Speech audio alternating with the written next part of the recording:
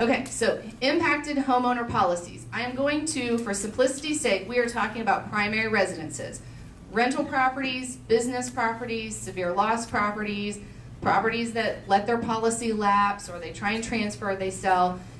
There are lots of factors that impact what happens with the rules based upon the type of property. So keep in mind we're talking about primary residences. These are residences that your clients are buying to live in.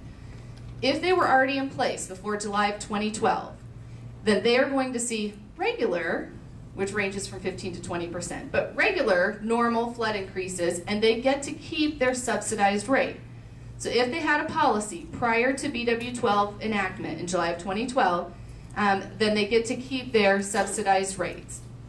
If they choose to get an elevation certificate, particularly if they're on the outlying area of a flood zone or maybe they don't have a basement, at some point an elevation certificate may actually help them, and they can choose to use that elevation certificate to get their real rate if it does in fact help them. But if they don't want to, they don't have to get an elevation certificate. Same status quo for people who had policies before July of 2012. Policy started between July of 2012 and October 1st of 2013. They received temporary rates. So technically the law was in effect, but NFIP didn't actually know what the full risk rates were. Okay? So Congress had said after July of 2012, you may no longer subsidize policies, but the NFIP didn't have any idea what that meant from a rate perspective. So NFIP rates became available on October the 1st. So what they did for these folks is they said, well, we're going to give you a temporary rate based upon what we did before, but just so you know, at your next renewal, they didn't actually tell anyone this, but this is how it's playing out, at your next renewal, you're going to get a letter 45 days ahead of time, and you're going to be required to obtain an elevation certificate, and you're going to be required to pay your full risk rates at that next renewal. Okay? These are the people that get, excuse my language, screwed the most. So we're going to come back to them in just a second. Policies that start after October 1st of 2013, so this is your next listing or the next home that your buyer might try and buy in a flood zone, they're going to be required to have an elevation certificate before we can even quote the policy, and their full risk rates are applied. So at least in this category, while it's unpleasant, everybody goes in eyes wide open.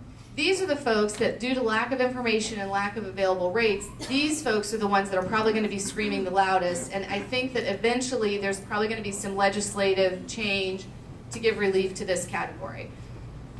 Okay? Following so far? Now these are only houses or structures built before 1970. Pre-firm, correct. They have to be pre-firm, because if they were post-firm in a flood zone, they're already elevated, they're already built to proper flood standards. They should already have an elevation certificate. Whatever that flood rate is on the prior owner's policy should be fairly similar for the new owner. This is a visual of how it works. This is talking about if you were trying to build in a flood zone, but I think the visual is still very nice. So what we're seeing is this BFE, this is base flood elevation.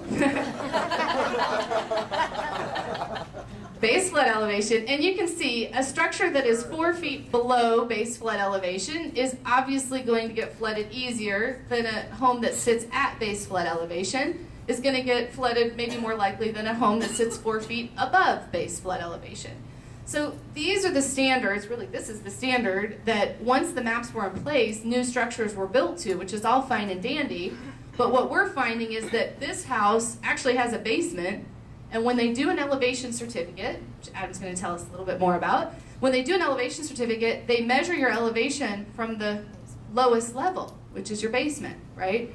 So now we have structures that look like this, except they're on a basement, which means that the house is actually underwater, or they may look like this on a basement and they're underwater.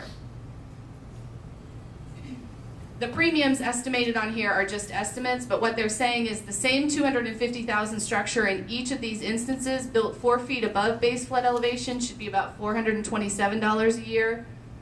Built at base flood elevation should be about $1,400 a year. So this is actually sort of the subsidized rate that the homes that we're talking about have probably been given.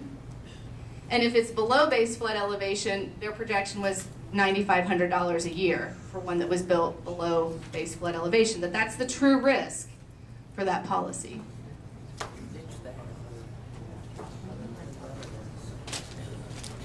Oh yeah, that's annual premium. That's every year. those $9,500 premiums. So this is actually a client of mine. I did get her permission before I'm just giving you all the details of her life, but she's pretty frustrated right now, as you can imagine. She's in that middle category. My client bought this home. It's in the A zone in Worfley on Meridian Street. It was sold as a primary residence. She and her husband and child lived there. Their basement floor, when they did that, they went ahead and did an elevation certificate after they closed. 12 feet below base flood elevation. Policy coverage is $250,000, which is the most that you can do on a national flood insurance program policy. Deductible is set at $5,000, which is the highest that banks will allow you to have. She has no contents coverage, so she's done everything that she can to manage her risk, or manage the policy premium, if you will. Her annual premium at full risk rates is $6,503 for this structure. We quoted it, we had to wait till after October 1st to quote it. We couldn't even quote it when she closed. She wrote the policy on August the 2nd and paid $2,095 for her first year of premium. Had no idea that 28 days later, this was going to be, the answer that we got when we called the NFIP to say, well, what's it going to be? They said, well, you know, it could be higher and it could be lower, and we don't know until October 1st and until we have the full elevation certificate. That was the answer that we got for this actual client. She's going to be subject to full rates at next renewal. Fill in your basement. Yes. Somebody needs to start a backfill business. Okay, so this home is one that we quoted. They actually ended up hurrying up and closing on the 30th of September so that they didn't have to do this right away, but we told them you're going to have to do it next year.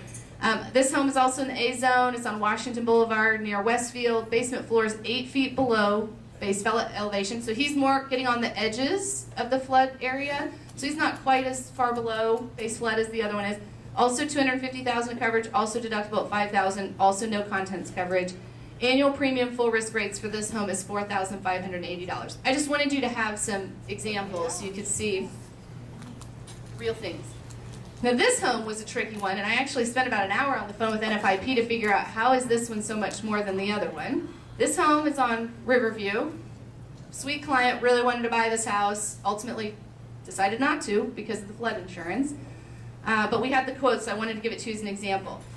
This home, on the elevation certificate, is considered a structure on an enclosure versus this home is a structure on a basement. Okay? Difference being that national flood insurance policies have very limited coverage for basements. Somebody chooses to finish their basement, they're technically not supposed to in a flood zone, so you actually have no coverage for carpet, you have no coverage for drywall, you have no coverage for contents that may be on that level. You basically get mechanicals and structural coverage. So if your foundation is shot because of a flood, or your furnace is shot, or your electrical system is shot, that's covered by the policy, but pretty much nothing else in the basement. So because they know that other one was on a basement, it gets a little bit of a discount for being on a basement. Enclosures on these older homes are actually treated like regular other living space. So this is also 8 feet below flood elevation, but because it's considered an enclosure, the land actually goes down in the back. So part of the basement is exposed. It's not covered by ground on all 4 levels. Does that make sense? Yeah, walkout would be a perfect example. This one happens to have a garage underneath. But this policy coverage was only $140,000 versus the other one at $250,000. Same deductible, same no contents coverage. Annual full risk rates on this one is almost $6,000. Again, comparing it to the 8 feet below on this one on a more expensive structure. And it's because the enclosure, the way the rules read, the enclosure gets full coverage just like a main living area. So in this case, the NFIP views that enclosure as additional living space. Okay? So there's more coverage available on this policy than the other one. That's why it ended up being higher. Lots of factors to consider. You don't need to know all of these. You just need to know who your resources are, and you need to know that there are lots of factors to consider when it comes to figuring out what flood insurance premium may be. So